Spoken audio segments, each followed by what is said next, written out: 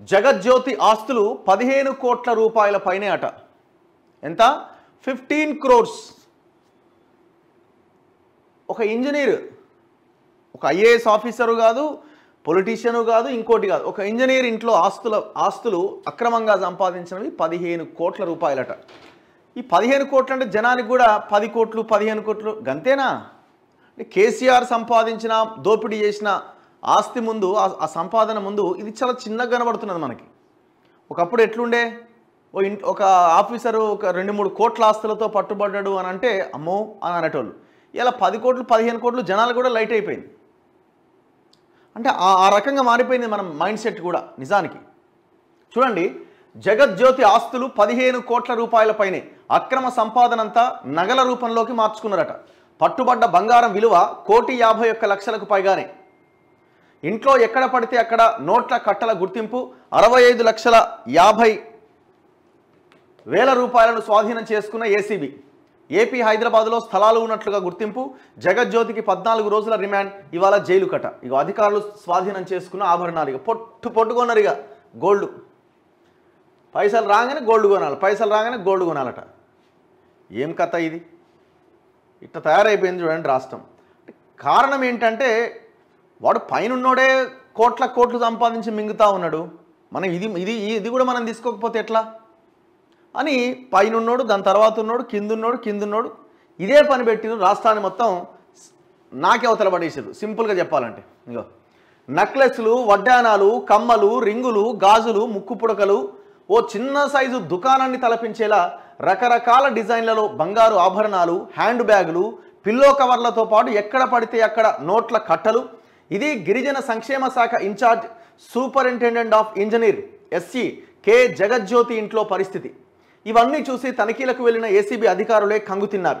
మాసప్ ట్యాంకులోని గిరిజన సంక్షేమ శాఖ కార్యాలయంలో సోమవారం ఒక కాంట్రాక్టర్ నుంచి 84,000 లంచం తీసుకుంటూ జగజ్యోతి రెడ్ హ్యాండెడ్గా పట్టుబడ్డ విషయం తెలిసిందే. అనంతరం ఏసీబీ అధికారులు ఆమె ఇంట్లో సోదాలు నిర్వహించి అక్రమాస్తుల చిట్టాను బయటపెట్టారు. తనిఖీల్లో 1,51,00,000 విలువైన 3.5 కిలోలకు పైగా బంగారు ఆభరణాలు, 65,50,000 రూపాయల నగదు స్వాధీనం చేసుకున్నారు. జగజ్యోతికి గుడివాడ, కర్నూలు, కందుకూరు, హైదరాబాద్ శివార్లోని హయత్ నగర్లో వ్యవసాయ భూములు, ఇళ్ల స్థలాలు, అల్వాల్ సమీపంలోని రాంపల్లిలో ఇండిపెండెంట్ ఇల్లు ఉన్నట్లుగా గుర్తించారు. మరికొన్ని ఇళ్ల స్థలాలకు కొంత నగదు అడ్వాన్స్గా చెల్లించినట్లు ఆధారాలు సేకరించారు. తనిఖీల్లో ప్రాథమికంగా గుర్తించిన ఆస్తుల విలువ సుమారు 15 కోట్లకు పైగా ఉంటుందని ఏసీబీ అధికారులు వెల్లడించారు.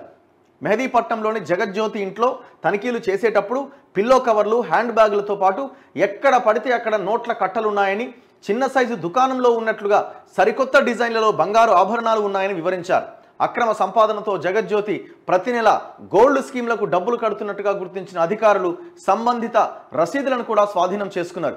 లంచం తీసుకుంటూ ఏసీబీకి పట్టుబడడం, తనిఖీల్లో ఆస్తుల గుట్టు రట్టు కావడంతో షాక్కు గురైన జగజ్యోతి ఛాతిలో నొప్పిగా ఉందని చెప్పగా ఏసీబీ అధికారులు ఆమెను ఉస్మానియా ఆసుపత్రికి తరలించారు. మరి అన్ని నొప్పులు వస్తాయి అప్పుడు, ఇక ఎందుకు రావు? ఎదురుగా వాళ్ళు ఉన్నప్పుడు అన్ని నొప్పులు వస్తాయి. జనాన్ని దగ్గర నుంచి పిండేటప్పుడు ఏ నొప్పి రాదు, జనాన్ని నొప్పికి గురి చేస్తారు. అప్పుడు ప్రస్తుతం జగజ్యోతి ఆరోగ్యం నిలకడగా ఉందని వైద్యులు ప్రకటించారు. తీసుకుపోయి లోపల పడే ఇంకేముంది. కాగా జగజ్యోతికి ఏసీబీ ప్రత్యేక కోర్టు 14 రోజుల రిమాండ్ విధించింది. బుధవారం ఆసుపత్రి నుంచి డిశ్చార్జ్ చేశాక ఆమెను జైలుకు తరలిస్తారట. ఇక చూడు, దుకాణం పెట్టింది మేడం, దుకాణమే. ఇట్లా శాంపులే, ఇవన్నీ దొరికేవన్నీ శాంపులే. ఇట్లాంటివి మనం వెతుక్కుంటూ పోతే అసలు అధికారులందరి మీద విచారణ చేయాలి.